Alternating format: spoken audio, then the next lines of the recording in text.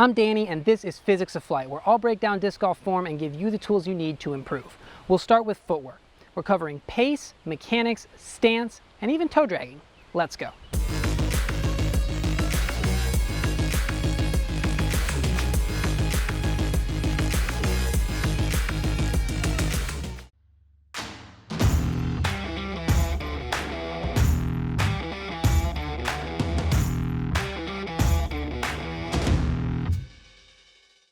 The number one thing is slow down.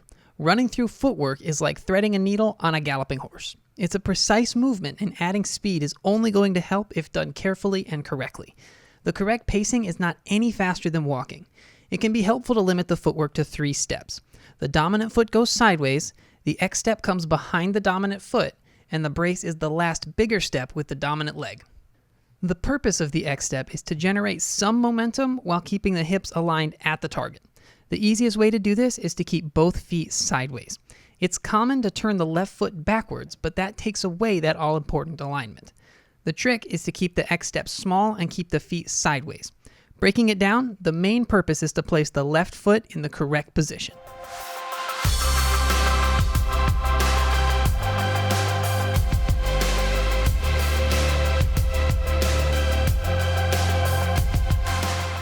All right, I'm out here with Robert McCall, and I'm going to demonstrate why it's important to have a closed stance when you end your drive. So a lot of people will turn their left foot backwards in the X step and end with an open stance with their front foot pointing forward. So Robert, if you stand with your toes further apart than your heels, you can see that forces his weight back over his heels, and it means he can't really rotate his hips at all. So you try and turn, it really stops. And when you do that, that means the force coming into the shot goes through your leg into the ground rather than driving the shot.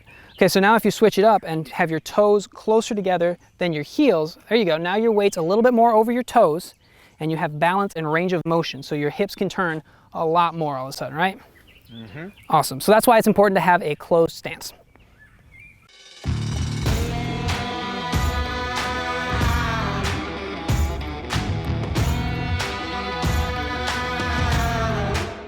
The plant foot needs to be offset to the left for every throw.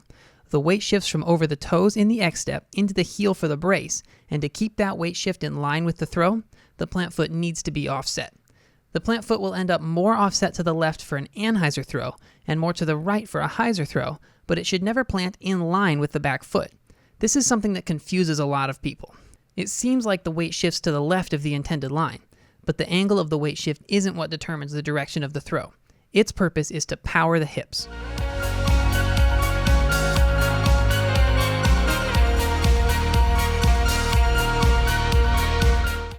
All right, so where should the plant foot be in relationship to the rest of the shot based on the angle and the trajectory and everything? The plant foot should always be offset to the left of the back foot. That means the back of my heel is in front of the front of my toe. That means my weight is going to shift from my toe here into my heel here, and that's going to keep my weight shift in line with the shot. Now, if I'm throwing down this tunnel and I'm throwing a Heiser flip, my plant foot is going to be pretty much right at that limit.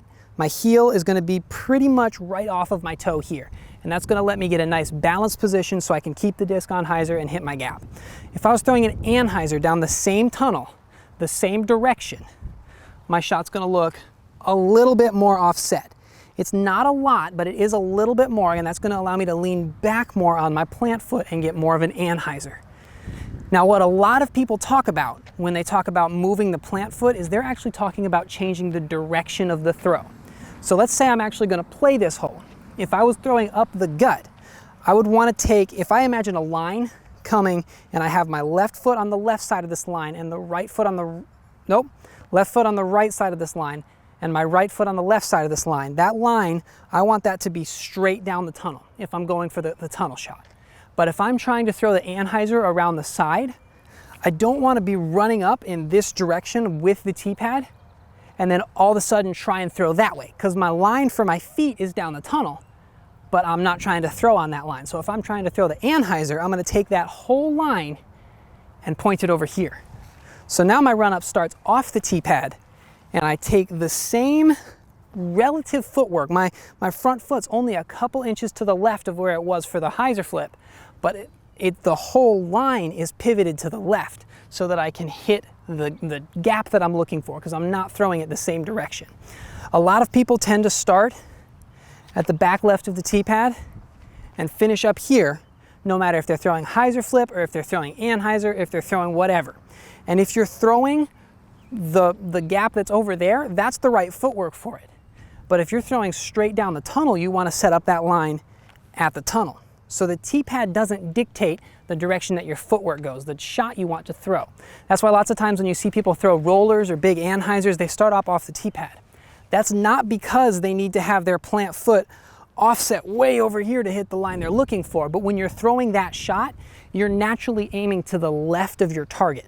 So you're gonna wanna set up that whole line to the left, and that's gonna start off the Teepad.